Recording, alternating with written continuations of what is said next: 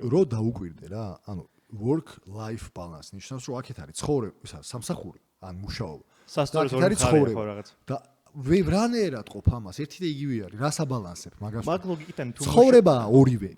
ცხოვრებაში შენ რითი რამდენ ხანს დაკავდები? რაც გინდა, როგორც გინდა, ისე გაიკეთებია. ხო. მაგრამ რას აბალანსებ, ვერაფრით ვერ გავიგე რა. ვიდეში თუ მუშაობ, ესე იგი არ ცხოვრობ მაგ ლოგიკით. მაგიტო ვიძახი რომ დაქირავებული სინდრომი არის თქო. ხო რა. მაგიტო ვიძახი თან რომელი დაქირავებული ის რომელსაც არ უყვარს ის რასაც აკეთებს. და ამას ამართლებს რაღაც თეორიებით. ხო, work life balance არ ახსოვს იმ ადამიანს რომელსაც უყვარს რასაქმითაც არის დაკავებული. არ იხსენებს მაგ სიტყვას.